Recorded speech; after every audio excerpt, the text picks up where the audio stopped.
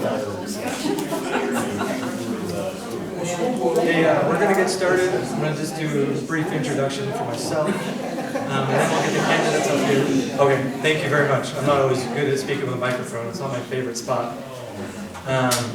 So yeah, my name is Nate Estes. I'm a publisher of the Record Reporter newspaper, and we put this on. Rachel Renaga is our local writer here in New Meadows. We love you. Thank you. She's great. She was a great find for us, so we love her too.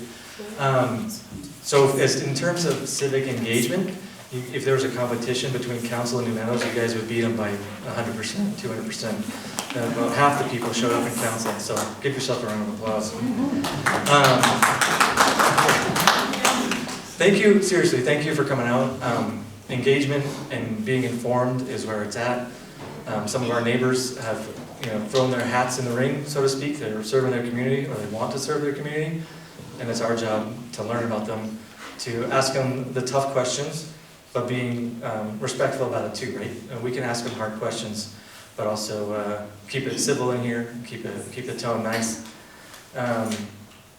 What else? I want to thank Stacy Loper with the Adams County Federated Republican Women. All the treats and the drinks in the back are from them. So there's coffee, water, and treats for you whenever you want to get some. You don't have to wait for a pause. I do want to talk about voteidaho.gov. This is a really great website from the state of Idaho. If you're curious about what exactly you're going to see on your sample ballot come Tuesday, or your real ballot come Tuesday, go to voteidaho.gov. You can punch in your information and it'll pull up a sample ballot. Like for example, if you don't know if you live within the school board district that they're running for, Lisa Potter is here, and you don't know if you're going to be able to vote for her or not based on your geography, voteidaho.gov will tell you that. It'll say, oh, this is your sample ballot, and you'll see this on Tuesday when you go to the polls. So it's a really great website. You can register to vote. And more. It's really good. You can do it on your smartphone here, so while you're waiting, just go at it. Let's see, if you have any election questions, the county clerk is really great, Sherry Ward, and her, who's her, hey Vicki, who's the Teresa. Thank you, Teresa Moore. She's is a wealth of information back there. But we're going to we're going to open it up to the candidates and to the public. This is for you to ask them questions, whatever's on your mind, and we'll go from there. Lisa Potter, are you here? Hey Lisa, there she is. Is Barbara Dixon here? Okay, Barb Dixon didn't make it, but Lisa, I guess we'll start with you. Lisa will do a 5-minute intro, whatever your opening statement, if you will, and then we'll open it up to questions, and then we'll wrap it up whenever the interest dies down, and then we'll switch over to the mayoral race. Sound good? Okay. Whatever. I was at least doing your question. You don't. Hey, I'm Lisa Potter. My husband is Daniel Potter. My son is James Baby J Potter. Daniel and I have lived here for 5 years. I bake sourdough from our home, and I'm a stay-at-home mom. I'm not really good at speeches, so I'll have to give my best shot, so here it goes. One of the main issues I see is the fact that lots of students are using laptops so frequently. In my opinion, it's too long to be on a computer. It makes a student addicted to a screen, which creates mood changes and mental health challenges. I would love to slowly bring books back into the school and keep computers for research and typing classes. We should think about the students' future over what things cost so they're able to be ready for the future. I would like to focus on getting back to how lots of schools were pre-COVID.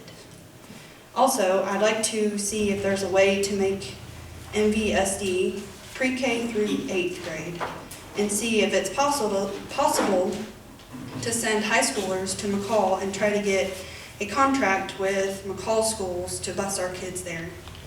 I've never done anything like this before, but I'm a fast learner, especially if it's an interest of mine for the greater good of the community.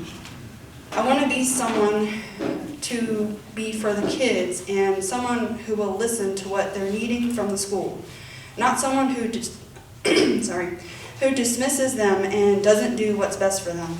These kids are our future, and it's time we start treating them as such. Thank you for having me here.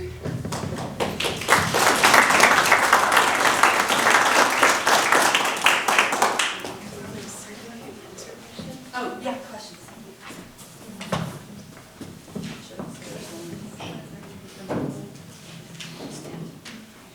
So if you'd like to come up, Yeah, turn on. sorry guys. If you would like to come up, you can come and speak in the microphone to ask your question, or I can relay it to everybody. So you're welcome to ask your questions.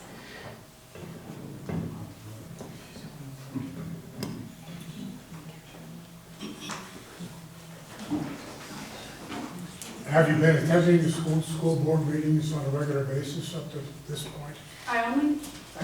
I only decided a few months ago that I was going to run, and so I've only attended one because I've been out of town the other few times. Thank you.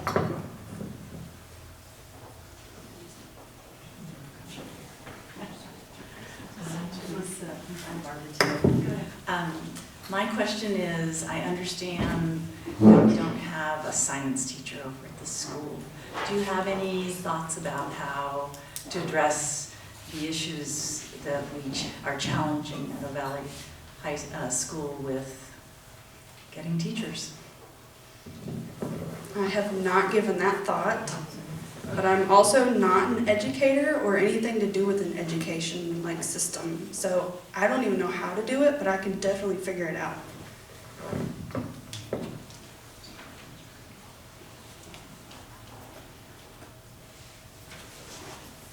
I have more, I'll speak loud. Why do you want to send the high schoolers up to McCall? What's the reason for wanting to condense to a K-8 school, and what would be the benefit to our students and community? So right now, 9th through 12th is mostly online on computers, and I've talked to a few of them already, and they're not learning anything. They're using Chat GPT and everything to get answers, so they're not learning. And what was the second question? That was basically it. So you think that sending them to McCall would help them learn better because they're not using Chat GPT and they're not using computers? From my understanding, aren't they taking the phones in McCall or no? They're also taking them in New Meadows, from what I understand from the board meeting that was there. But they're using the computers to do that. So just That's what I've been asking your told questions. from the students. I'll speak loud. You are spot on when you're saying that the kids are plugged in. Yeah. I've been here 7 years when I'm a retired public school administrator. I substituted here at Meadows Valley a lot when I first got here, and the kids are plugged in. There's not a lot of interaction with the teachers. Teachers weren't at that time delivering lessons, so the kids are not engaged in classroom learning with conversation amongst themselves and between the teachers and the students. And I agree with you 100%. Thank you.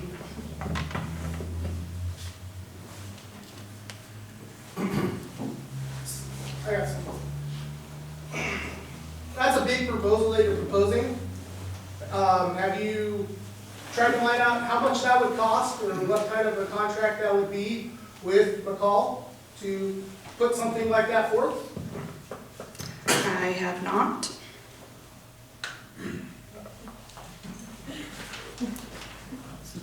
Would you consider council instead of McCall? Yeah. But I don't know what kind of school system that is.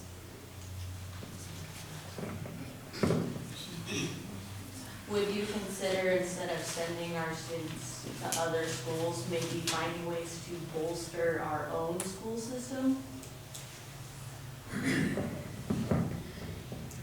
I do not have an answer. These are just thoughts that I've had and just problems that I've seen and heard of from the students, and so I can figure out these things, but I have not figured out a problem, or like solving the problem.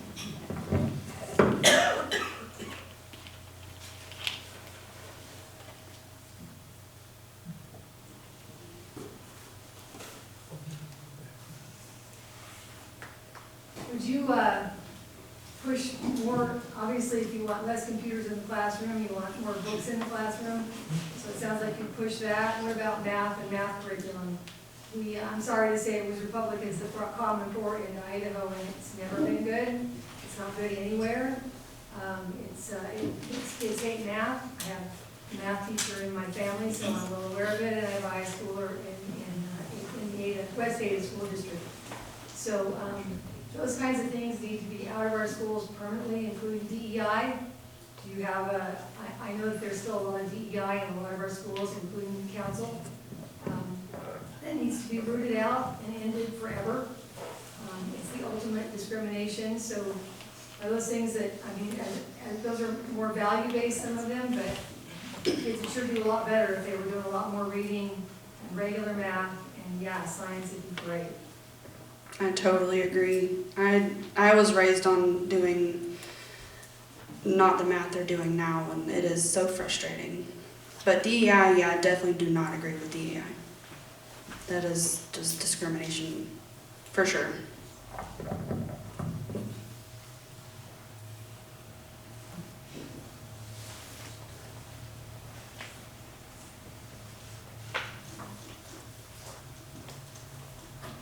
I have a question. So if you're elected, what is your time frame to try to make a move with the high school?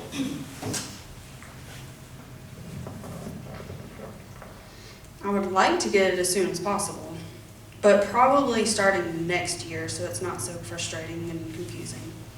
What is your contract with your bus guy? When does it expire? That will weigh into your decision. I'll have to look at that.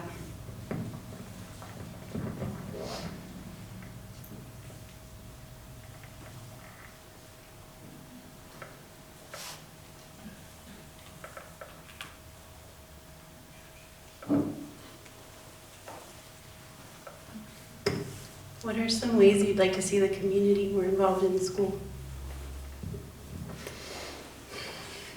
I feel like I have not seen many fundraisers, although I know there are some. Kids need to definitely be more in the community instead of just getting stuff and not earning it. That's also another good thing to do is, more fundraising, getting in the community.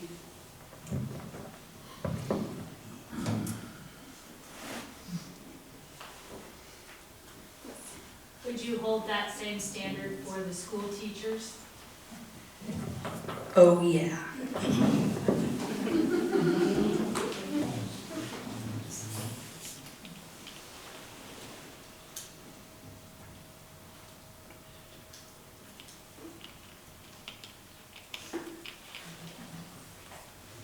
What do you think? What are some things you think our school is doing well in?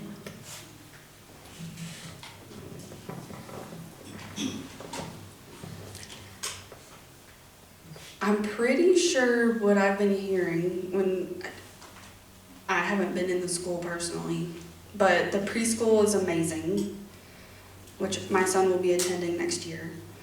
And then I've heard the kindergarten is awesome. And then middle school is when they start to really introduce some laptops and stuff. So maybe not do so much. I know it's hard to do, especially in this day and age. It's hard to get rid of computers, but I do think it's possible. Have you discussed this with any faculty or staff at school?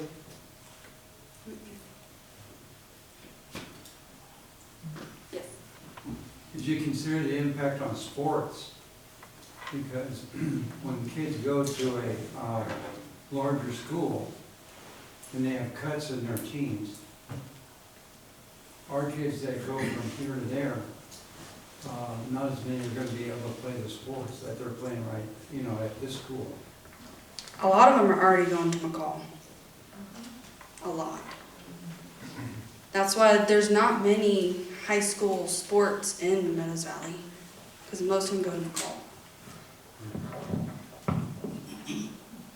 Isn't there a football team? No. There's a golf team.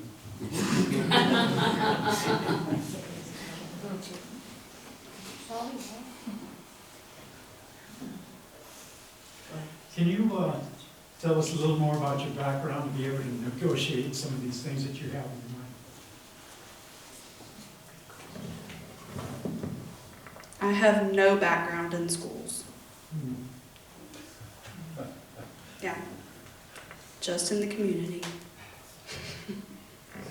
On a personal level, admitting that you have no background and that there are things that you know, this is just your first endeavor, how much time personally are you willing to dedicate to research, finding out, putting in the effort, like even the hands-on talking with faculty, doing these kinds of things? How much time do you think you can dedicate to that?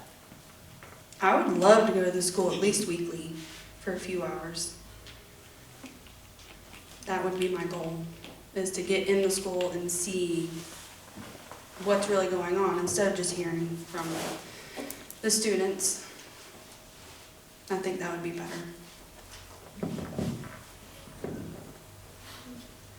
Have you had an opportunity to do that? You said, like go and visit the classrooms and spend classroom session with each one of them. There's a difference because the elementary's on one side and secondary's on the other side. You haven't had any opportunities to visit any of the classes?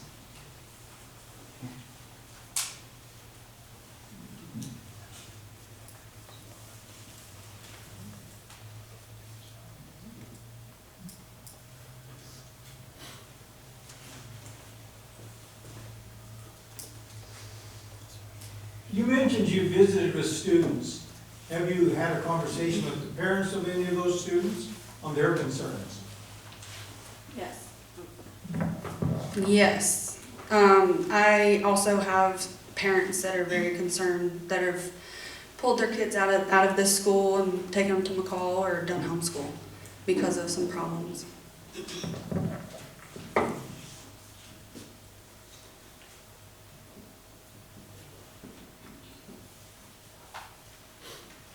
Are you opposed to fixing here rather than busing kids somewhere else? I wouldn't be opposed to it.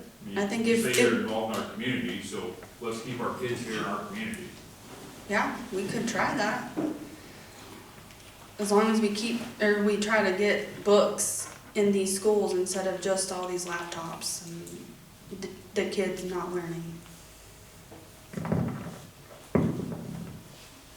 Does McCall not use computers? From what I've been told, they're not as much. The kids use computers at home. Yeah. They have iPads and tablets. They don't use books. No books. I think you'd be hard pressed to find a school that uses books. Unless it's like a charter. Most public schools are all electronic nowadays. It's just the way the world is. It's unfortunate.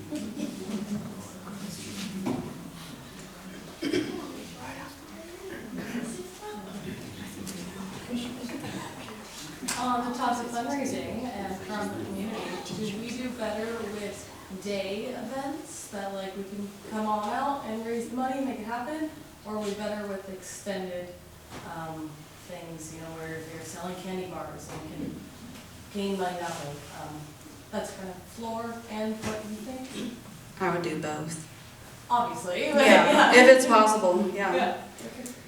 Because you get different kinds of people.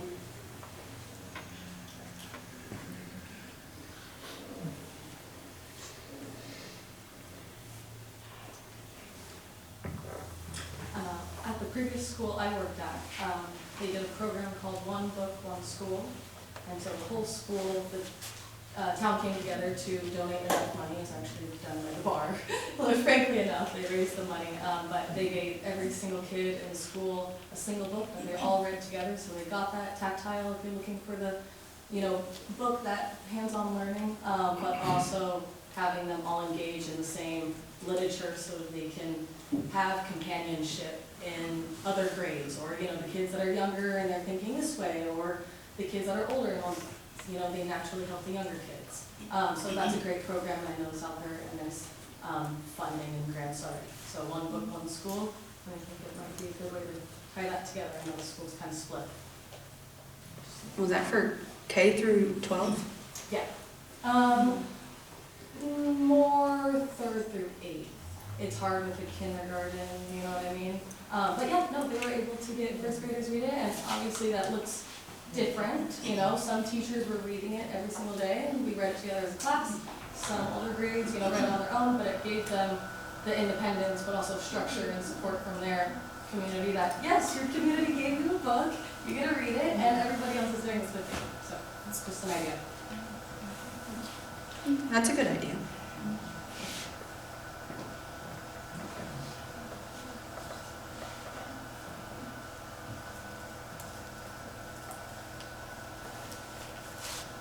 You don't have to be a professional educator, you just have to care, but be prepared to spend a lot of time and have a lot of people push back on any new ideas when it comes to education at all. And be prepared to go talk to the governor and the superintendent of schools and ask them how we can get more money towards our rural schools, because we really do lack what we need here because we're so small.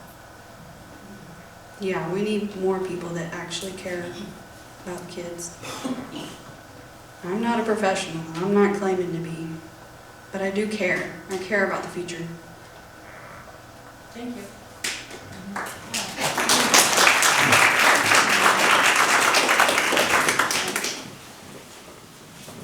Anybody have a last minute question?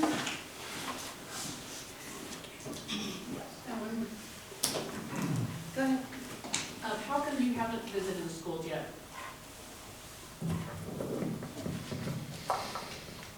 I have a 2.5-year-old, and trying to get him into the school right now is not very easy, but I do plan to see if I have a friend that can watch him while I go.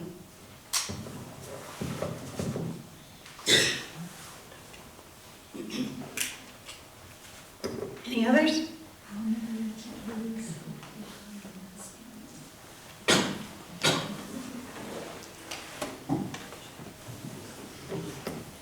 Thank you, Lisa.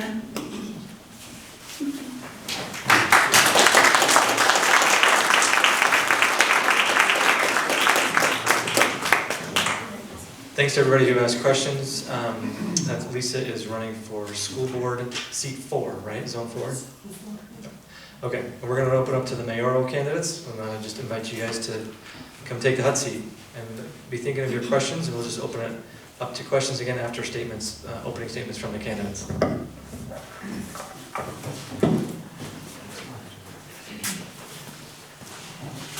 know who wants to go first. Who wants to go first?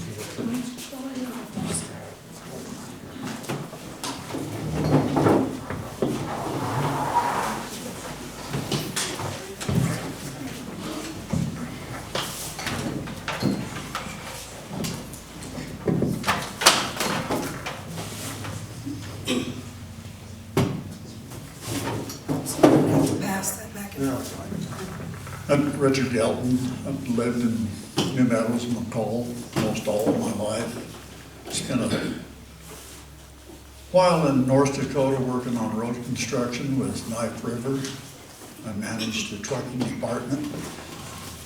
Most days I had somewhere in the neighborhood of 200 people working for me. The last 2 years I worked there, I ran finished blade and finished cab on the road construction.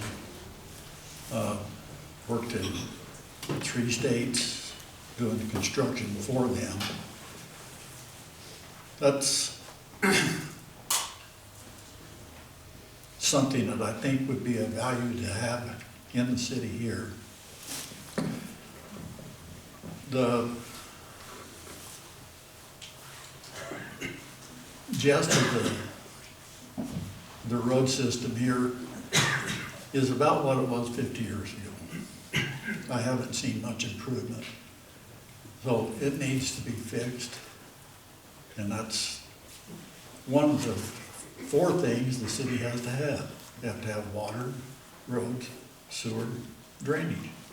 If you don't have drainage, it'll mess up the other 3. That's kind of where I'm headed with what my thoughts are on this. I've been in construction, buildings, roads. Septic systems. So pretty much no construction inside and out.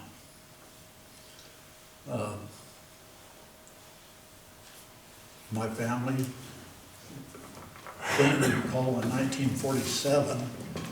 McCall has grown really between the time that I was a kid and now is almost scary. But the problem is with their growth is they didn't take care of their infrastructure beforehand. They took care of what was coming in. The subdivisions came in, they made those nice, but you can't hardly drive down the streets in McCall. So you gotta have an impact of something when people come in to help keep what you have, or it goes backwards. And that's kind of what I'm concerned about New Meadows happening. We're gonna be the bedroom for the people that work in McCall. So when they come down and build these buildings, they have to be accountable for our streets that we have, help us build those back up. I would like to see a Chamber of Commerce in New Meadows, get some new life in here. We're living on the 45th parallel. There's things that you could do to make that work. I don't know if any of you have ever been to the town center of the United States, but people stop there to buy a hamburger and take a picture. So we should be able to do something to get tourism to help the city. We can't do like McCall and charge our motels, have them charge an extra rate. We don't have enough motels. So we gotta rely on something else to bring in extra money here somehow. And that would be something I would try to work at. The other thing is, 20 years ago, this used to be a real pretty town. People watered their yards, mowed their yards. But now the water bill is higher than it is in Cochise County, Arizona. They drill their wells a mile deep. So we got to figure out why or what we can do to get it down where people can start using their water on their yard and get the city to where it looks nice again. I guess that's about all I've got.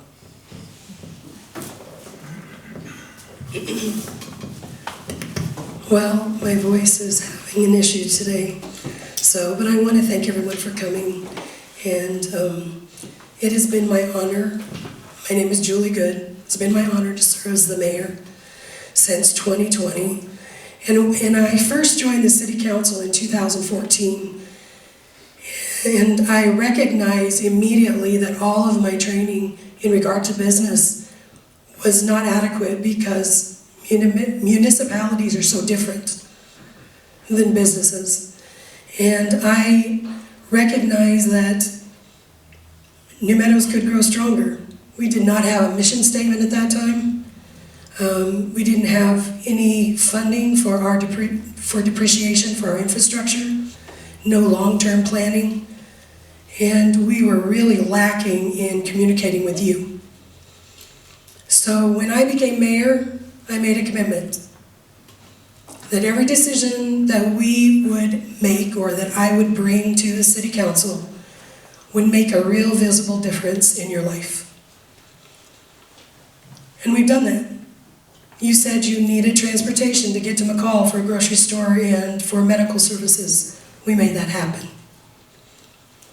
You asked for more community events so we could feel like a community, bring us together. We built those. You told us the lack of childcare was actually hindering and hurting families and businesses. So we took on that challenge and created a project that is now the envy of small towns throughout Idaho.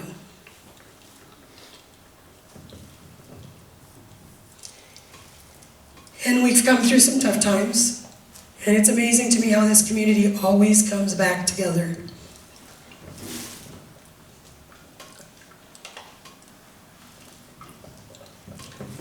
We have strengthened our infrastructure. We currently have over 500 available water services because we've expanded our water system. We have done a lot of work to try to be ready, and we're continuing that work to try to be ready for whatever growth might come our way. We've earned statewide recognition and built partnerships that bring real resources and opportunity home to New Meadows. But what matters most is the trust and respect we're building together as a community. I'm running for re-election because I want to keep working on the issues that matter most.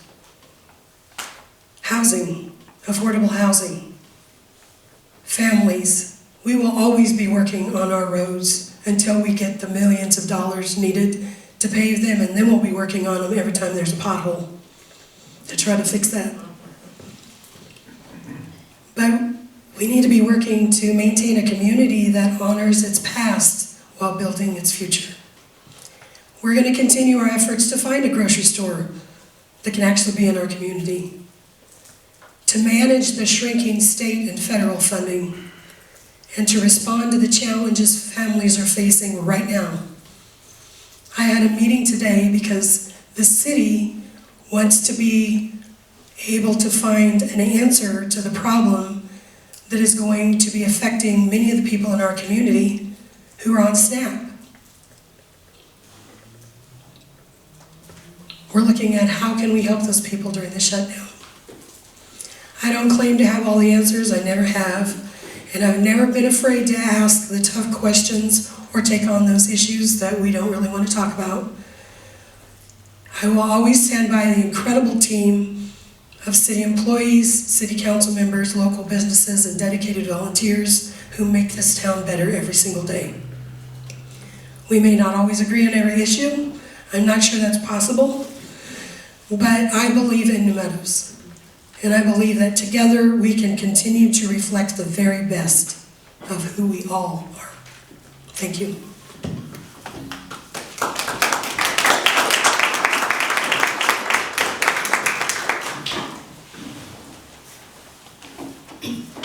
All right, thank you both. We'll open it up for questions.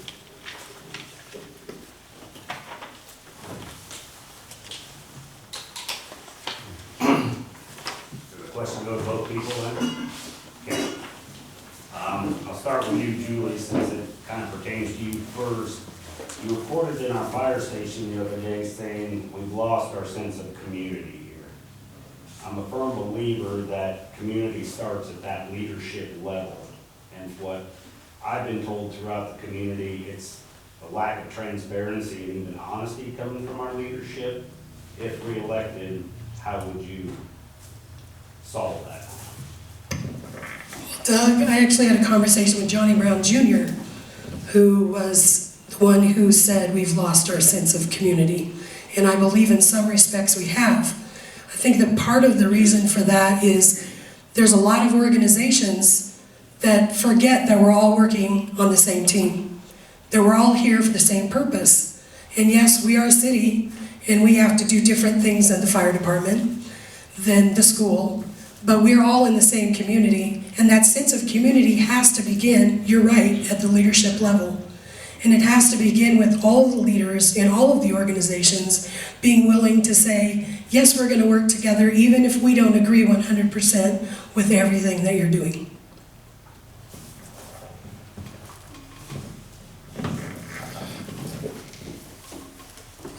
I sense the friction between City Hall, Fire Department, and a lot of it's because I am on both sides of that fence. I'm not real sure how to fix that for sure, but I think that you would have to be 100% fire department. At the same time, you're 100% city. There can't be a friction between two groups that's in the same. You can throw a rock from here and hit that building. You can't have friction between the two. Both have to back the other. And that's the only way to fix that. 100% trust that you're backing up the people across the street. Just to be on the record, I'm here as a private citizen, I am not representing the fire department. It is my question.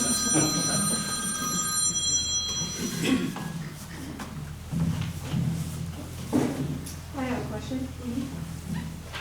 As you may know, 2 food establishments have recently closed in town. Do you have any plans on how to get more businesses and/or restaurants to open and thrive in our city? You want to go first? No? Well, the city council's already been talking about this, and we're talking about the possibility of maybe creating a space for food trucks as a possibility of bringing some more restaurants into the community. The culture's changing, and a lot of different things are changing. The other thing is, something was mentioned about a chamber of commerce, which is something that we've been talking with local businesses, I have personally, about for quite a while. But the West Central Mountains Economic Development Council has just agreed to help the city to start a downtown association. So many of our local businesses are run by the people who own them. And so they don't have time to go to a Chamber of Commerce meeting once a month in the middle of the day. But they would like to get together in some sort of an association and talk about their challenges, talk about their successes, maybe just more of a relaxing time. But also out of that, I think we could encourage that cottage industry more than we have in the past, and maybe not be so confined to the brick and mortar that we've always been looked at as this is the only way a business could actually happen, because sometimes the overhead for them is just too much. And so those are just a few of the things that we're already working on. We'll continue to proceed to find a way, because it's true. We need to find a way to help people to achieve their dreams. I give quite a bit of thought to a store in town. 30 years ago, we used to be able to go to Shavers. Meadows has gone backwards in several ways. The only way I can see probably to get a new business to get in here is you're gonna have to entice them somehow. One, how is freeze taxes on a building that is already there for 5 years. Work with them, give them an incentive to come to town. That seems to work in a lot of other places. And it's not something that you look at it, you're getting a new business. They're not paying the taxes on that business that they should for 5 years. But as they improve it, the 6th year, 7th year, 8th year, you should break even to the new taxes and start getting a better tax base. And that's one way to start to get a business. That would be one way to lure some of these people into conversations, with putting a store or a restaurant here. And the building is gonna have to be what they want. I mean, it's gotta be structurally sound, it's gotta be nice looking, but it's gotta be, we can't go through and make ourselves look like Vail, Colorado. Not gonna happen. We're in New Meadows. So if they come in, as long as it's appealing, we should let them build what they want. And that would be 2 things, I think, that would entice some businesses to come to New Meadows.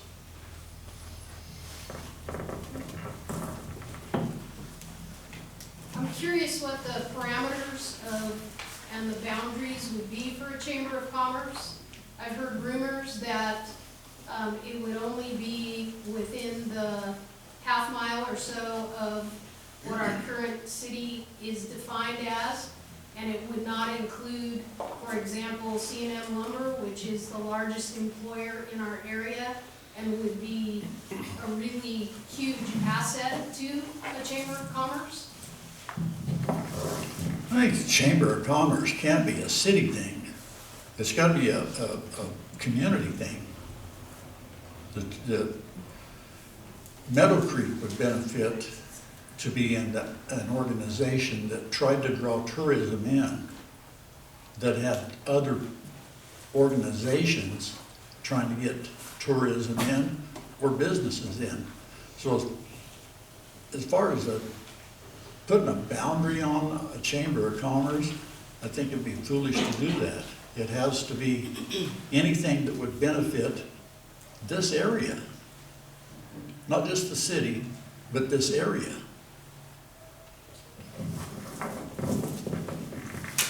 So the city would not be over a Chamber of Commerce. There are two different entities. City is a municipality, Chamber of Commerce is a nonprofit, 509 actually. And so how many people in this room are business owners? You are the people that would decide where that Chamber of Commerce would be. It would never be up to the city.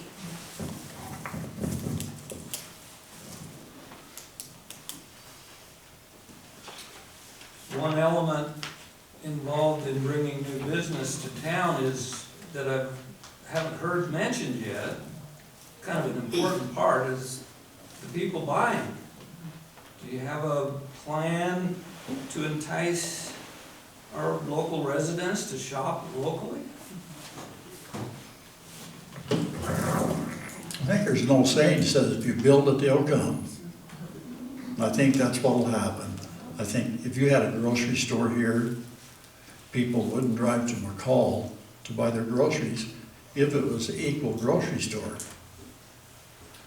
But that's something that we can try to entice people to build here, but they're gonna run their own surveillance or surveys. They're gonna decide whether they can afford to build here. But if we had a grocery store here, I think people would.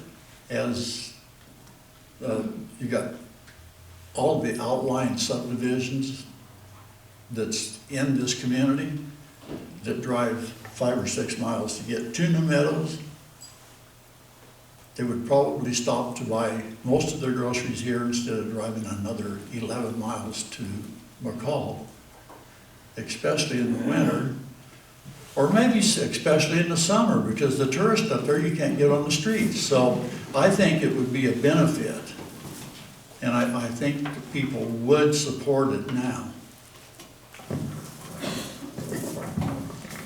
So I don't know if we're talking about a grocery store, and I'm not sure that was your question, but in regard to a grocery store, I've actually done a lot of legwork in trying to find someone that would come and build a grocery store or find a building that they could actually use for a grocery store. As you know, there's not really any large buildings that would be able to bring enough sales in, because grocery stores have one of the lowest profit margins of any business.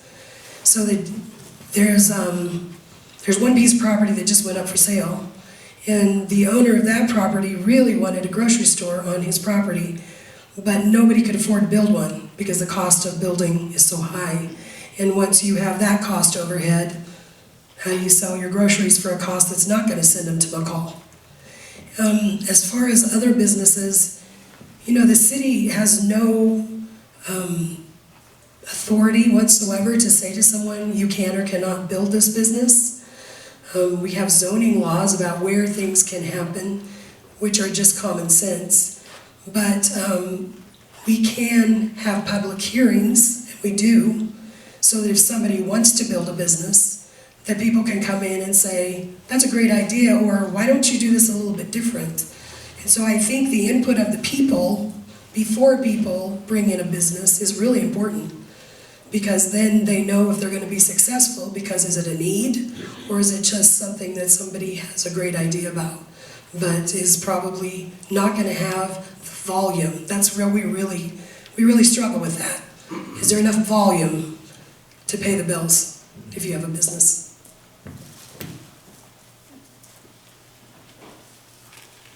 My name is George Devon. I'm gonna get back to the fire department. I think that the sense that I have is the city, and I'm not directing this totally to Judy, but this is a Meadows Valley Fire Department. It's not a city fire department. And as far as I'm concerned, it's the crown jewel of our town. I mean, these guys bust themselves right and left. There's at least 30 volunteers. I think the chief does a great job. Johnny Brown's there. Even during the meeting with Richard the other day, his pager went off and yeah. But I think it's really important that we acknowledge the job they do and the sacrifices they make to their family. And you were quoted, Julie, about, you made some negative comments to the commissioners down in council that was reported in the newspaper, and I wanted to ask you about those in the meeting. And you basically said, hey, I don't take questions, and I'm relying on the Idaho open law. So my question is twofold. One, why did you make those negative comments when the fire department is doing such a great job putting their lives on the line every day? And I just don't think right now, this is our 7th year here, I don't know anything that the fire department doesn't do exceedingly well. They have a fundraiser, they raise money for the house that burned down. You do all kinds of stuff. And I thought those comments that you made were not fair, and I don't think the criticism, there's a tension between, I believe, yourself and the fire department or Doug Vise, and I don't want that friction to get in the way of how people view the Meadows Valley Fire Department, because I rely on them. I know they're there if I call. They responded to my wife falling, and I just think all of us have to appreciate that this is bigger than the city. And I've always grown up, I grew up in Berkeley, California, and you know, the city fire department. But here, they have so much of an area to cover, and I just don't think we appreciate what they do 7 days a week, 24 hours a day. So that's my first point. The second point is we generally don't take questions during a meeting from the public, and I'm troubled by that as well. That was the only meeting that I did not take questions at. We always have a time for public comment, and you can always sign up to comment. The reason I did not allow public comment at that time was it was for the purpose of having a conversation with the commissioners, and the 2 meetings that were held on that subject at the fire department were very chaotic. So that was the reason that there was no comment there. And I didn't know what your comment was going to be, actually, George. I didn't know it was about that, but regardless, it was a city council decision not to have public comment at that meeting. It was not my decision. So, if you read that article, you read that one of the things I said is how much I support the fire and EMS, and I recognize the work that they do. I am not going to go into the reasons that the city has felt, not just me, but the city has felt animosity, that is what I said, from the fire department. And I think it's just a lack of communication. I think that sometimes when people are in meetings, kind of like what Doug said, we see them in a meeting and we immediately think they are here. They're the fire department, so if they have an issue with what's going on, they're going to speak up.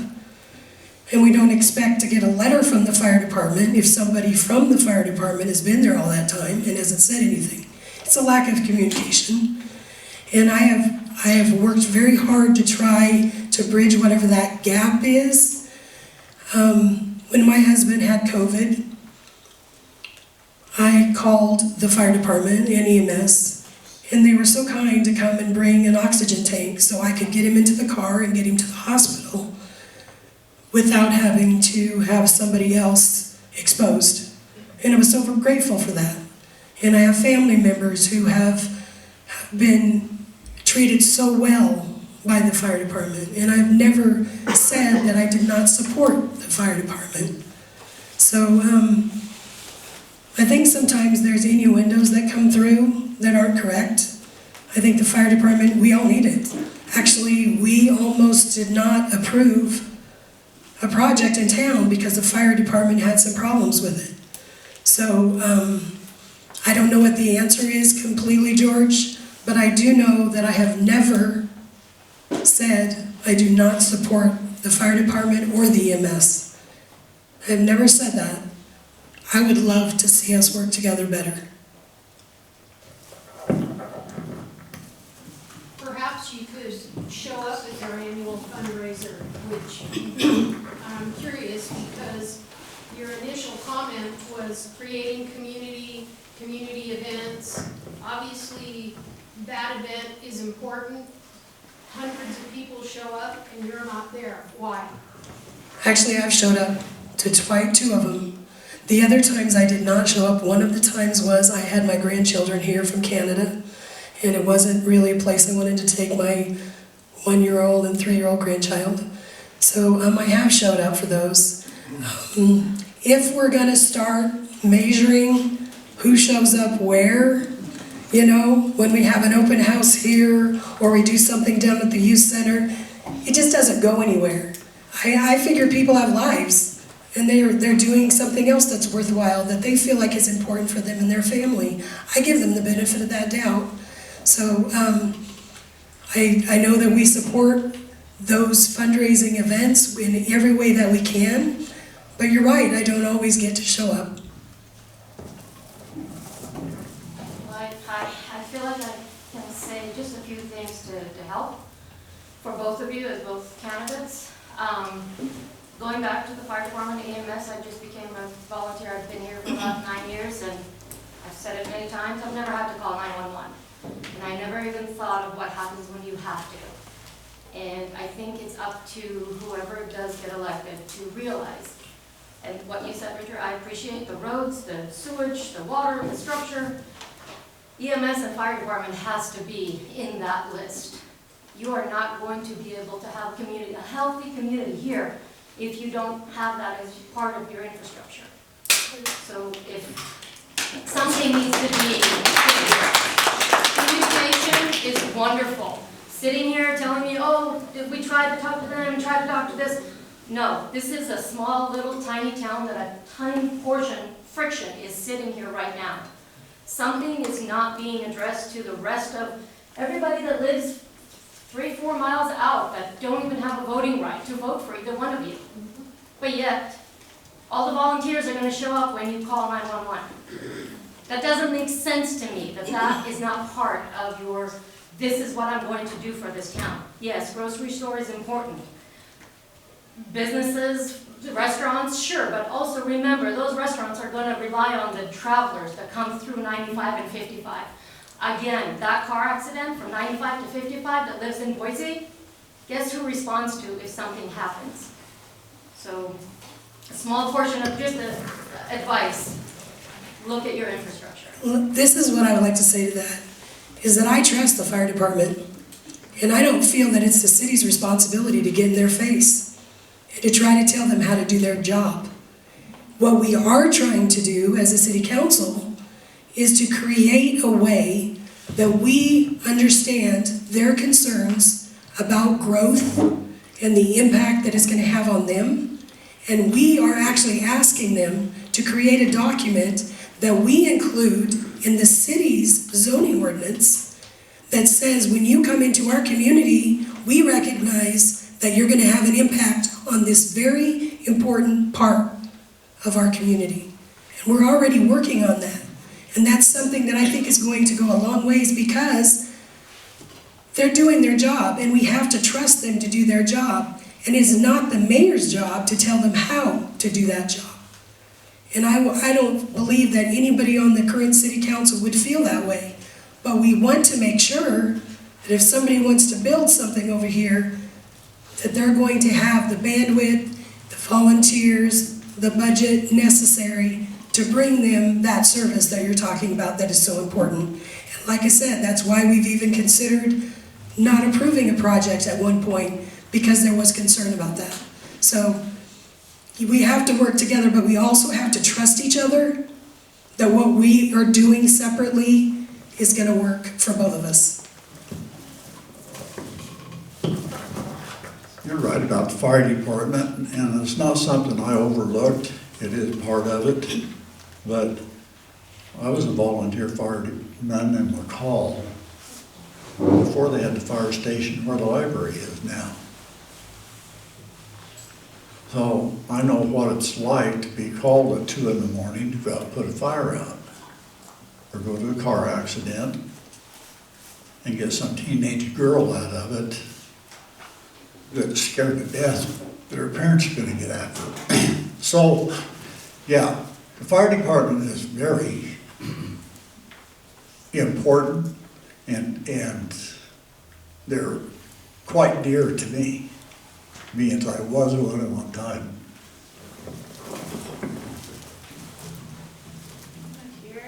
Here in the truth.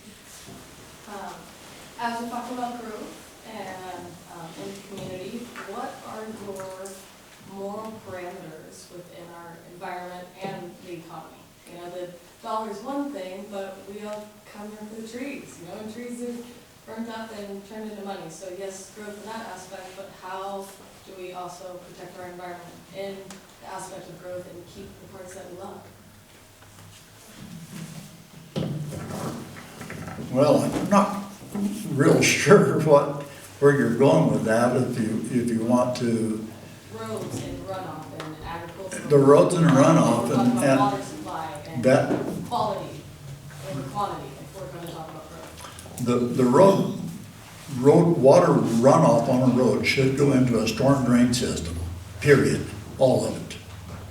And unfortunately, some of our storm drains start out at 4-inch, you go to 6-inch, it's culvert, it's plastic pipe, it's junk. It was put in when they put the roads in years ago, and they just did the best they could. Some of that has to be redone completely. It could be done in-house, some of it. A lot of the road issues we have with drainage is the blading of the road. We have water that stands, that's splashed all over. It should be, when we get a storm, the water should run to a storm drain. So those are things that have to be done. It's not as time consuming as it is tedious, because you have to go out and make sure it drains. You can't say, yep, that looks good. You got to go out and actually measure it, make sure it works, which you can do.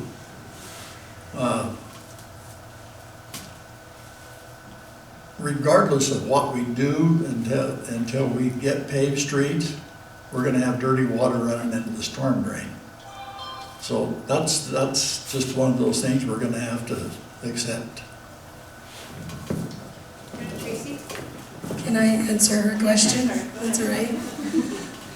I'm going to see if I kind of interpreted your question a little bit different. I think you were trying to say, as we grow, are we going to be able to maintain the beautiful area that we live in and the charm that has brought us all here? And I think that's a very big part of planning and thinking about, if we do this, what will happen later. And the city has a comprehensive plan that's up for review, which is something that will be happening in the next year or two. And part of that has changed over the years because of the growth. Now we're looking at how do we save and create more green spaces. You know, the city recently purchased some property from the county that the purpose of that is not only to have some extra parking, but also another park. And just to create those places and maintain that small town atmosphere, that is the reason that we're here. and the reason that we wanted to move here in the first place. Did that answer your question? All right, thank you. Mr. Nelly, you spoke in your article and in the beginning about the roads and streets. How do you intend to fund the cost to upgrade the roads as you have see fit? I don't think we really have to upgrade the roads if we maintain them. They're gonna have to have some gravel put on them yearly, but I think the road right in front of your house, if you drive down through there very fast, you tear the front of your car off. How do you intend to pay for it? You maintain the roads more often. And how we pay for it, I don't know exactly how we're gonna end up doing that, but we'll have to figure out some way to salvage what we've got. If we don't, we're gonna lose it.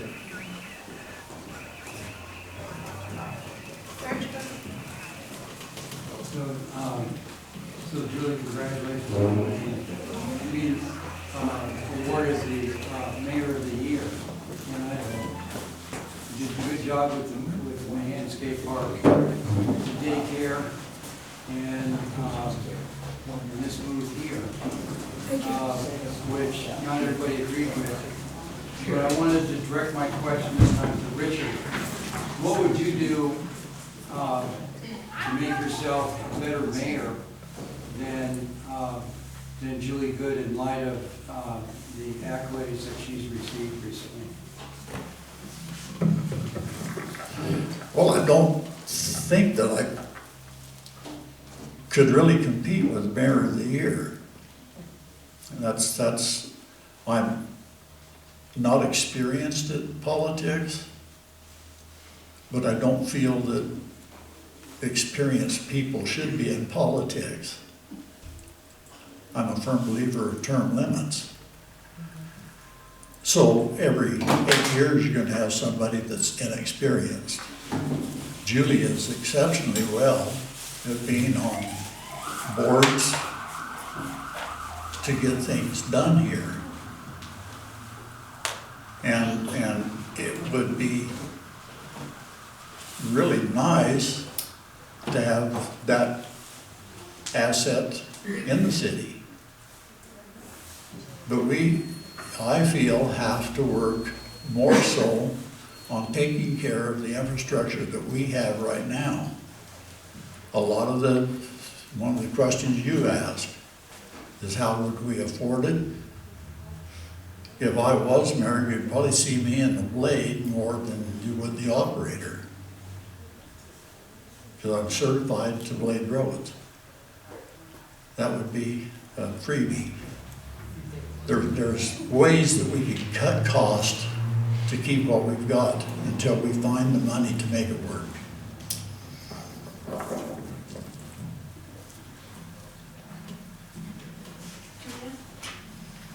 This is more towards Richard.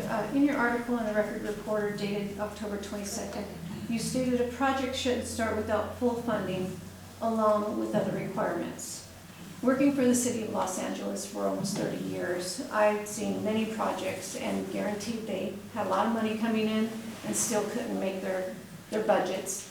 But more local, look at the McCall Library. They had a bond that was passed for $4.2 million, project estimated at $6.5 million, and now it's estimated for $11.8 million for completion. How do you guarantee any future projects would not need additional funding? As you said, no projects can be started unless you have full funding. With Knife River, we always figured in the factor of what was going to happen. So we would go out and bid a job to build a road or put in a sewer system, and that would come out to, say, $3 million. But you always figured in the unknowns. Every job has an unknown. So you have to figure in an unknowns. Unknowns on road construction are about 25%. Unknowns on a house, about 18%.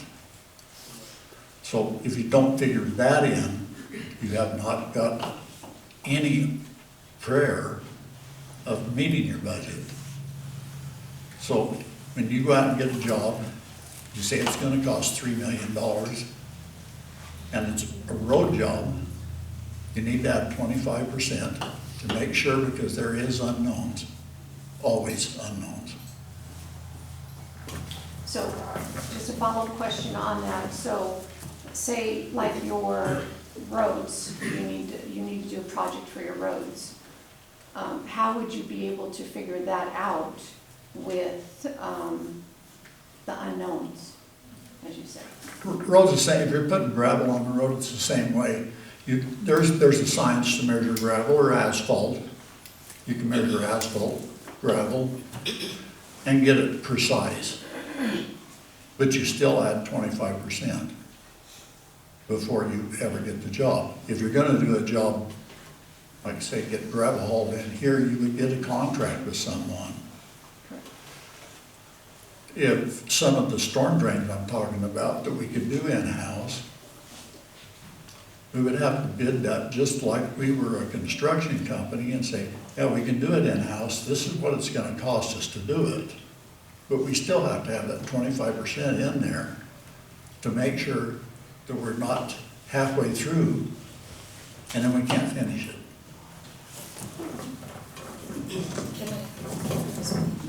So the city always puts in contingency for those percentages that we need. COVID was an unknown that changed everything. And we had a well that we were putting in over here and couldn't get the supplies from Canada because the border was closed. So there are unknowns that sometimes go beyond the contingency. The reality of it is that we are struggling right now because of the shutdown, because of federal changes. We are struggling. We just found out our road money that we get every year is going to be cut because of changes that are happening. And so when we talk about having money for what we need to do, we rely on a lot more than just one source. And so part of what I have done is looked outside the box and built those relationships with people that made it so that I could make a phone call about 3 weeks ago and say, we still need money to finish up that youth center. And there was no grant application.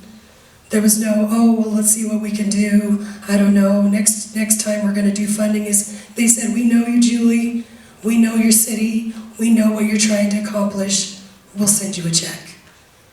That is what needs to happen in our community because we cannot ask you to fund these things. Nothing that has been done while I have been in office has resulted in a raise in taxes. Nothing.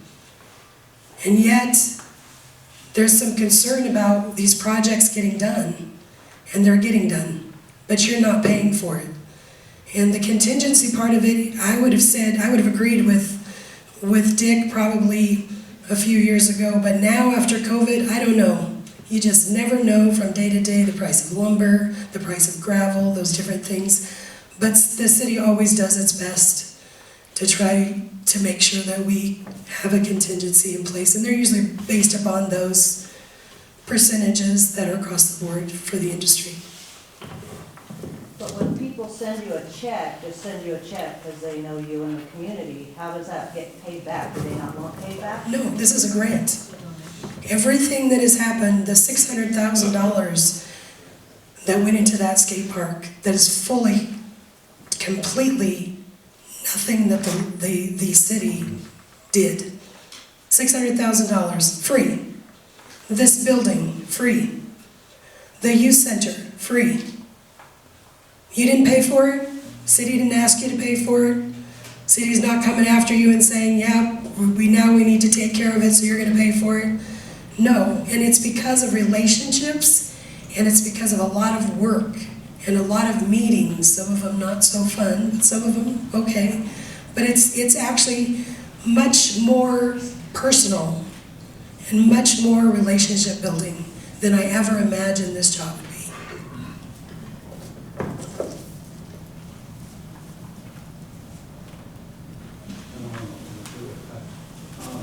I read both your statements, and Richard, you have made a statement in your answers to in the statement that you felt there should have been 3 meetings in regard to the move from the city offices to here instead of what occurred. One meeting kind of at the last minute, and he knows about it. What was your rationale for saying that there should have been more homework done before the move to the depot? I think anytime you have something like accepting this building here or moving the city hall from one building to another, you should have a hearing to get concerns on it. Then you should have another hearing to let the people know what was said at the first. Get the word out. There's a lot of questions that come up in these hearings. If you take the time and take a month or 2 weeks and go through this, let the people know what is really going on, there'll be more people come to these hearings. And then you have the third hearing, and that's what you actually vote on, because you've educated the whole community with what everybody's concerns are, because some people didn't want it, some people did want it. Some people didn't want it for some reasons, and some wanted it for others. You got to know all of those. It's a neat old building. And I don't know that it's not the place to have City Hall, but I feel that the people in the community didn't have enough time or enough chance to voice their opinion. And you can't have one meeting because in a small town like this, people are going to go downtown. Were you at the meeting yesterday? Well, this is what was said. If you have a meeting a couple of weeks later, that person will show up, and that person's talking to somebody else, they'll show up. You get more people, you get this many people in here, and then I would say I'd feel comfortable to say, yeah, let's do it if everybody is in agreement or 60% are in agreement. But I think we need more public input on these decisions. Can I just give the backstory, George? So the city negotiated with the Adams County Historical Society for about 9 months and did a lot of due diligence to see what it would cost, to see if it was the right thing to do. And there is a piece of this that I guess I am very aware of, is that I am in a position that I hope the people in my community recognize that I take to heart what it's about and what it's going to do for the community. But our conversations with the Historical Society was such, they did not want a big fight to give us a building. They wanted something, they wanted to hand it off to us. And they said, you do your due diligence. They did their due diligence. And we had a lot of things that we had to do, a lot of hoops that we jumped through to make sure it was the right choice. And only after that was done did we agree that now it was time to let the public know and get their input. Many of the questions that were asked were, have you really thought about this? And we had. We had done a lot of work to try to make sure that we had thought about it. But we were deferring to the ones who were gifting. We were saying, we're not gonna take you through a fight where you're gonna get calls and saying, why are you gonna do this? Why are you giving this away? And we were doing our best to try to keep it in a manner that respected their wishes.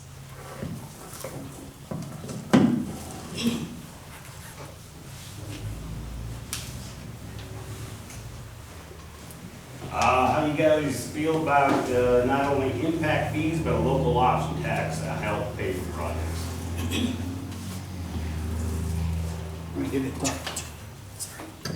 I think anytime anybody comes in and builds a project in this town, like subdivision or apartments, they have to pay some kind of an impact fee.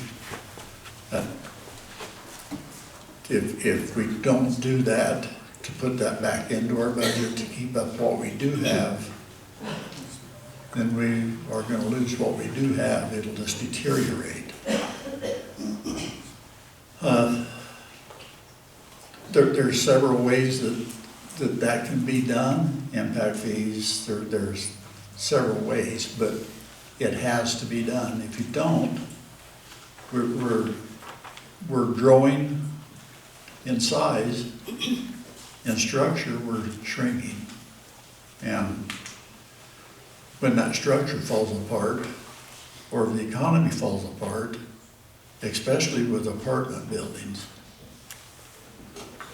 those people that own them are gonna keep them full, one way or another. So they'll lease them to the state. Guess who gets to go in those houses? It's low-income housing. I saw it in North Dakota. North Dakota got a certain amount of money for every person that they housed. So they were bringing people in from Minnesota. It absolutely ruined neighborhoods up there. So we have to think about that before we allow somebody to build something. We have to have the money to support the fire department, the road department, the ambulance, the water, the sewer, the city hall. Because if it grows like it could, we're gonna have to have more people working for the city. So it would be nice if there was a better way, if the state code was not so confining in regard to impact fees, because there's a whole process, as you know, Doug, that you have to go through an impact study and all of those things. But as a city, more so than even a fire department, we have the opportunity to require developers more based upon their impact than just, yeah, come in and do this, make sure that you pave your road, make sure you hook up to the water and sewer nicely.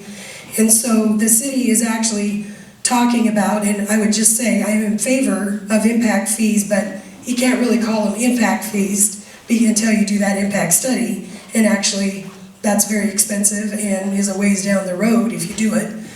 But things are changing so quickly that the city council's already talking about what else do we need developers to make sure that they consider and have to pay for before they can come in and do a project. So yes, I'm in favor, but we're gonna have to frame it a little bit different because we haven't done an impact study. And that's why working with the fire department to see their costs, EMS, their costs, and our costs, and to take that into account, because part of it is you have to be able to answer for it. Why do you charge that? Not just come up with a figure. And so that's definitely something we're actually talking about putting into the code that says, if this is the level of impact, this is what we're going to need to require of you in regard to these infrastructure items. That's the way you can get by with it. In regard to the local option tax, we have the same problem. The state has said we are not a resort community. We do not fall under that definition. And that is how McCall makes a lot of money from a lot of people that come through town. And until that changes with the state, and there's some talk of that changing, we are not in line for a local option tax.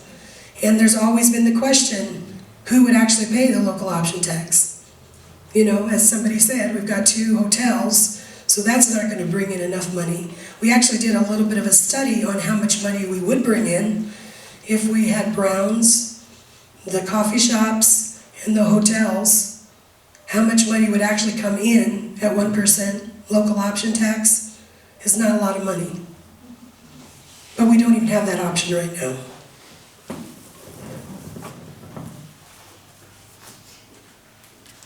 So in case of an emergency, what do you guys, course of action to hire out resource help to work on the emergency? For example, last year, all the water emergencies we had, and there was several outsourced excavation companies here working on that.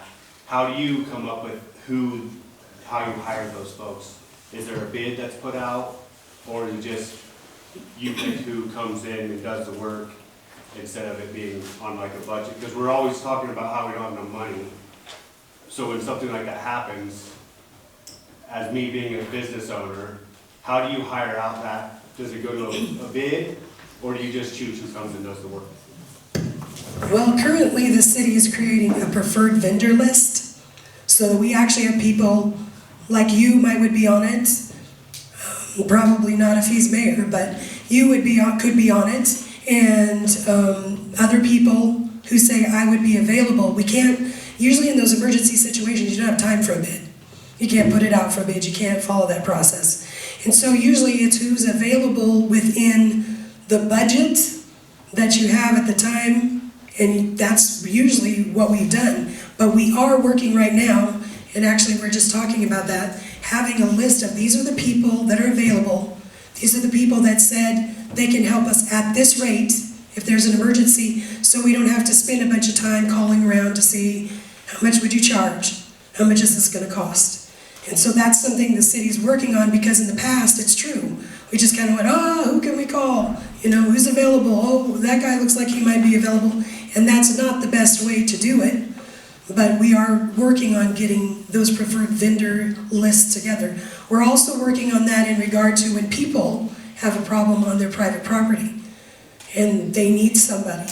We cannot say, hey, use so-and-so, because we can't refer them just based upon our personal opinion. But we would like to have a list of people that they could call and say, hey, the city gave me this list and you're on it, can you help me?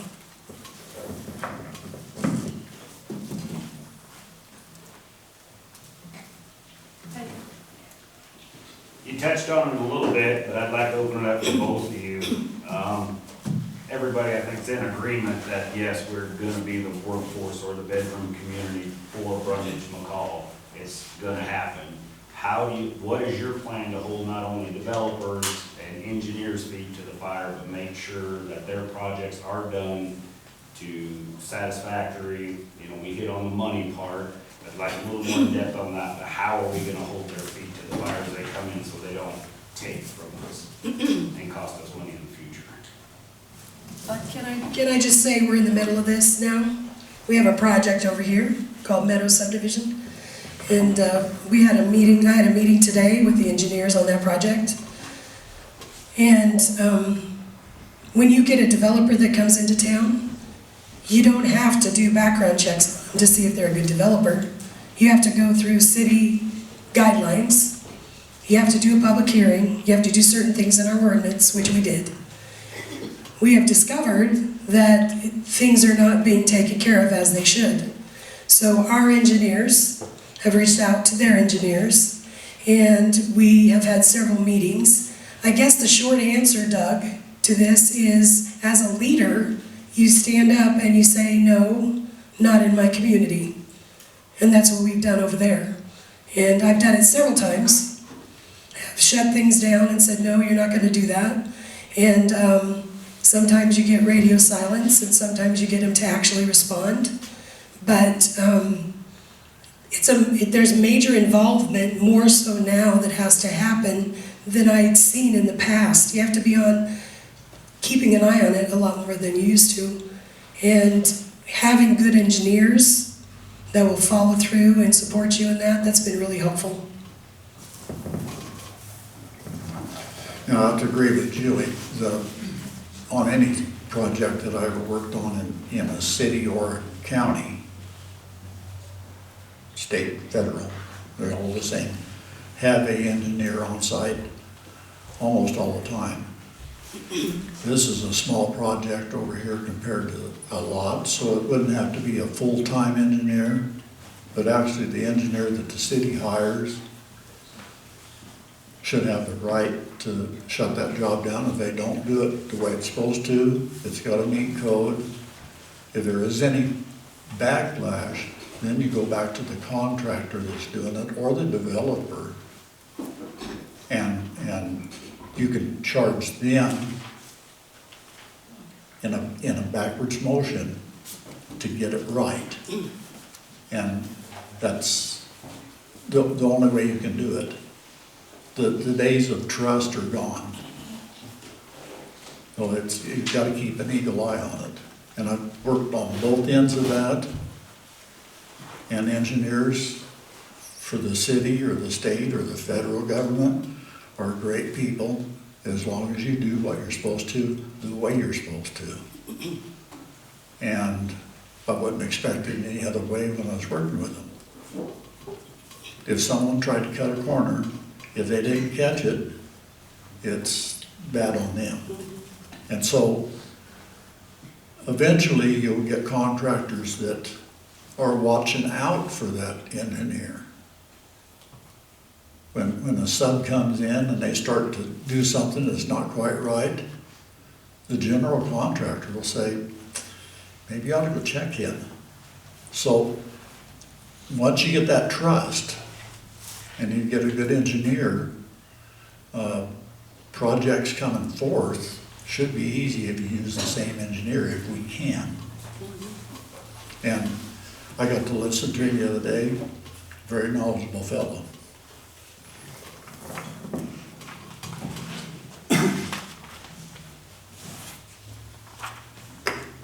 We have time for another question or two, and then we'll have the candidates do closing statements. Got one, Dick, if Just in the back here, and then I'll come to you. Thank you. Yeah, I just wanted to thank Julie for supporting me with the Forest Service stuff that I do all the time. And just let you guys know that we're a resource-based community. If we're not harvesting resources, they're either going to burn up or die, and we're going to have one problem. Anyhow, it's never going to work, and it has impacted our economy significantly. You guys can't even imagine if you look at all the numbers that aren't happening day and night. You know, one is that P&IN National Forest is required to log 36 million feet a year. That's the least they can log. They rarely get even close to that. We used to log between 60 and 90, and even more than that, depending on where they were at. Adams County is the breadbasket still of the P&IN National Forest. Most of the wilderness on the Valley County side is already burned up. So that's cost us a ton of money in the county and the city, and not only that, in jobs. So the one thing that we're looking out for, any support you can give us on that is be great, because we cannot lose our mill. If we lose our mill, we're done for fire is all we're going to have. So I just wanted to bring that up, because you guys weren't aware of those fights that we're having, the county's having constantly. well, just a question for you, Dick. If you do not make mayor, would you consider joining the street and road committee? It's a volunteer group. Yeah, I don't have any problem coming and running the blade for them. I don't have any problem coming out and mowing the grass. I think actually that we should get volunteers. I think we could get volunteers to come and mow the park and not use our city employees. And old people like me or you or somebody that's really energetic like her would jump up and probably do it. And the city could do something to help them out. It's a volunteer, but knock half their water bill off for that month or something to show the appreciation for them volunteering. But it's got to be something where if I volunteer, it's, yeah, I'll come lay your roads today and tomorrow, but I'm not going to be here the next day. It's, a volunteer works when he wants to. Of course, I'm retired, so the guy I work for knows I work when I want to. So it's kind of nice to retire. You don't have to work. Actually, I have a question. I don't think it's actually legally if you're a volunteer to then get your water bill. I don't think that's legal. I know you will, but, you know, in your newspaper article, you did talk about volunteers, and I've worked with the farmers market and numerous organizations in the city for the past 6 years. It's really hard to get volunteers. Either a person is working 2 jobs to put food on the table, or the retirees just want to retire, whether they want to travel or just sit at home. How would you recruit more? Because that is very difficult. And a follow-up question would be, what community service projects have you been involved with in New Meadows over the last couple of years? Julie, you can answer that one also. Go ahead.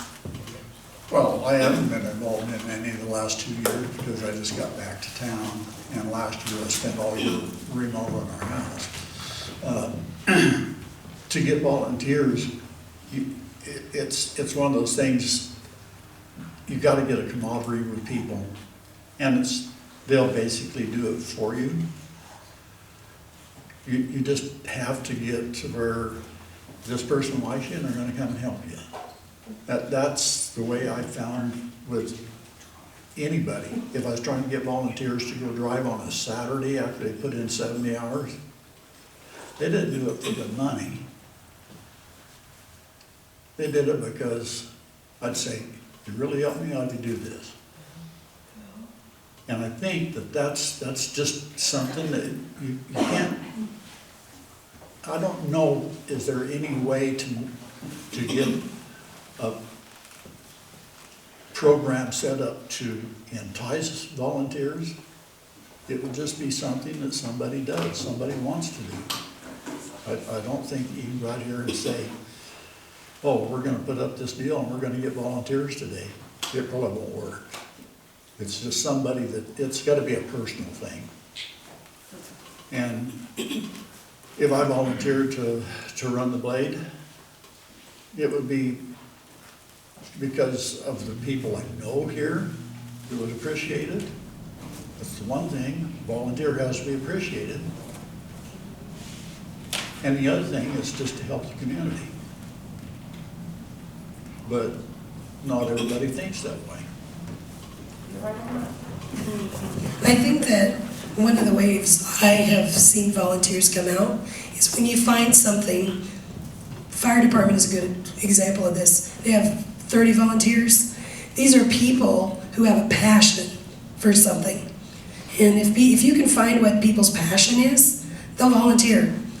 I mean, they'll go to great lengths to do something that is their passion, and especially if they feel like they're helping people or they're doing something that makes a difference. And I totally support the farmers market and have been involved in a lot of different non-city organizations because I want to get to know people and be part of what's happening in our community. And I think the city planning events and then having other organizations actually be part of those events has been very, very helpful, because then they bring in their own volunteers who say, yes, I want to be part of that. So no community is going to make it without volunteers, we know that. But you have to find that thing that they're like, yes, I want to help with that. And not everybody has the same bent towards something. Some people are into history, some people are not. Some people want to do things outside, some people want to do things inside. So you have to get to know the people and find out what it is that makes them smile. I wanted to thank Nate for finding the newspaper. I guess to remark on your deal on what I've done since I've been here. And my logging truck was in a logging show this year, so I guess I've done that. There you go. I want to finish. You're the only newspaper that comes into town, and I don't really enjoy buying the Star or whatever it's called. And I appreciate that you and your wife acquired the newspaper, and I enjoy reading it. I look forward to it. It's the official legal newspaper, and I hope that you keep doing it. I appreciate hiring Rachel. She's smart, she knows how to work, and we need her like this. So I just wish you had more quotes.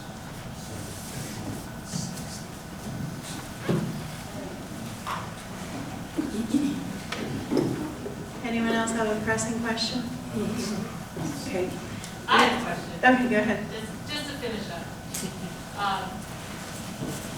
We have a lot of different things happening within our community, and I guess my ask would be, with infrastructure being on our list, a grocery store being on our list, enticing people to move here, being on the list.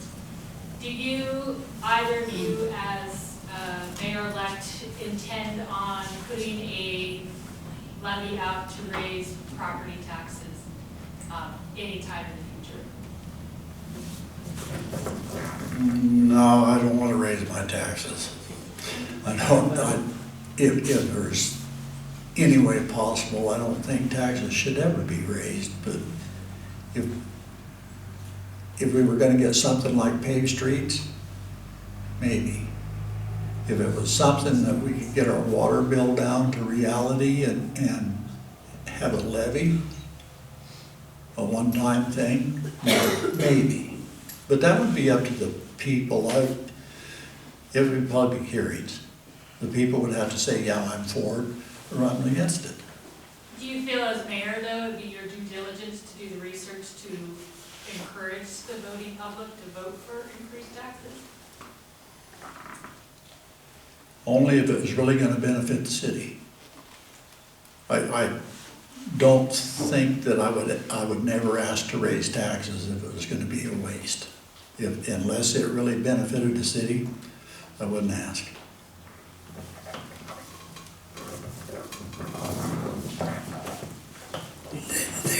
There's a lot of ways to fund things, and taxes are not one of them that I would look at. I've written a lot of grants and have had a lot of other funding possibilities. We have an opportunity to take things to the public. It wouldn't be a public hearing, it'd be an election. You cannot raise taxes without election. And you elect to raise taxes, levies for the school, there is an election. And I don't see any reason that you would even bring that to the forefront, especially because we're having growth. You would start first with the people that are coming in new and going to do something in your community and say, this is making an impact, before you would ever go to the people who are living here, who are trying to do their best and say, you pay for the impact.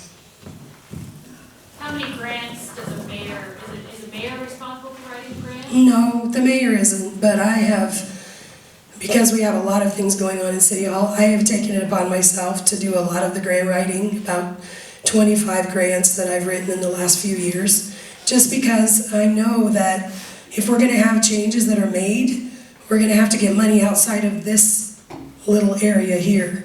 And so, I don't think a mayor has to write grants, but if they don't, somebody needs to. Can I follow up just with that? So Richard, have you ever written a grant, or are you willing to hire somebody to write grants if that's not your forte? I guess that's the follow-up, right? Sorry. No, that wouldn't be my forte, and I guess I'd ask Julie the same question that was asked me. Would you volunteer to help on grants if you didn't get mayor? I write grants for all kinds of organizations in the community for nothing. So absolutely, of course I would.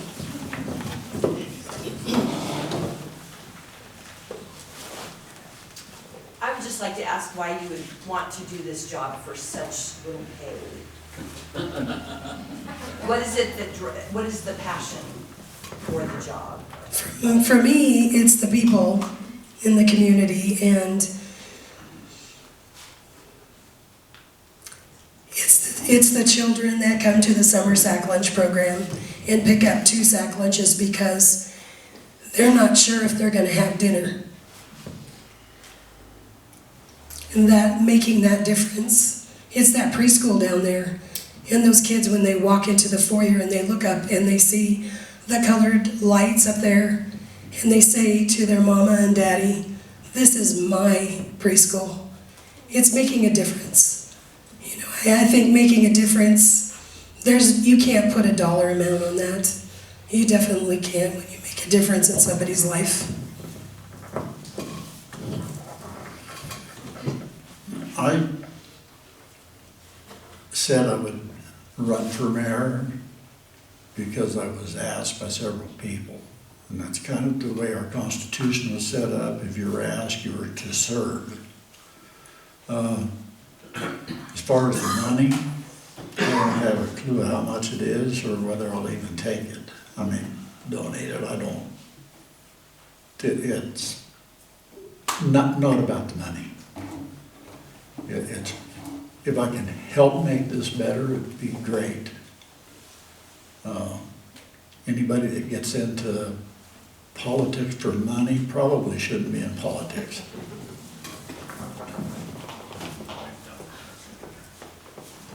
Dick, I'd like to ask you the same question you just asked Julie. If she gets elected mayor again, are you going to be willing to help her? Yeah, I just said I wouldn't late for the city. I'd volunteer. Because, the reason I'm saying that is because a lot of the things that goes on in this community are personalities. And they forget what they're working for. The depot deal, I was the only city resident that was a part of that historical society for many years. So you talk about volunteerism? Where are they at in the city? That, I don't know. Okay, I'm just saying. But yes, Darlene, I did say I would volunteer to help. Okay.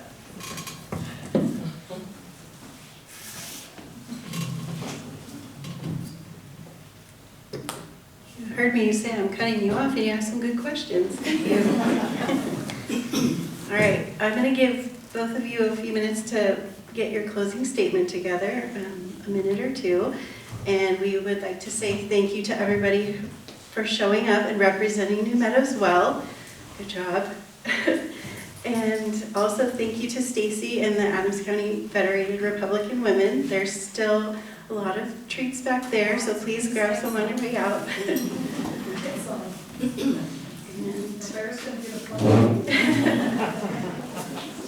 So thank you, and give each of the candidates a minute or two to say a closing statement. Well, I really don't have anything. I think everybody pretty much covered everything that we had tonight. I guess really all I can say is get out and vote. If you don't vote, don't complain. So I just want to say thank you for all the questions and comments. I would love to see this at City Council. I would love to see this kind of turnout. And people actually wanting to ask the questions and say, why are you doing this? What were you thinking when you said that? You know, what were you thinking when you did that? So thank you so much. It's been very open and respectful, and I appreciate that. And I just want to say, when I think about New Meadows, I think about resilience. No matter what the challenge, whether it's limited funding, economic uncertainty, day-to-day realities of small town life, this community always finds a way to come back and move forward.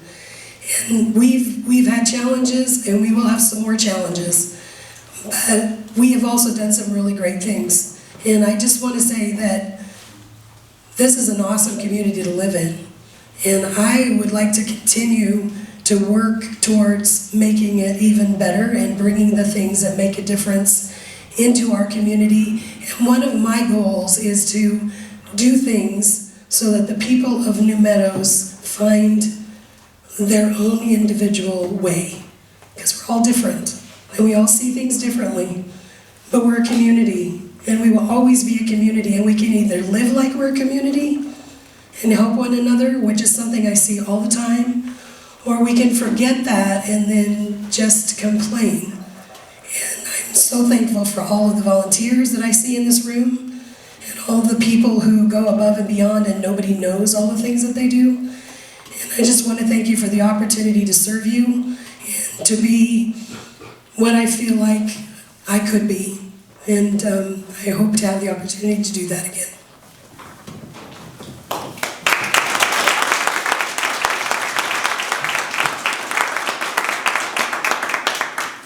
Thank you again for coming. Make sure you grab some treats. We also have free newspapers that have all the candidate statements if you want to grab one on the way.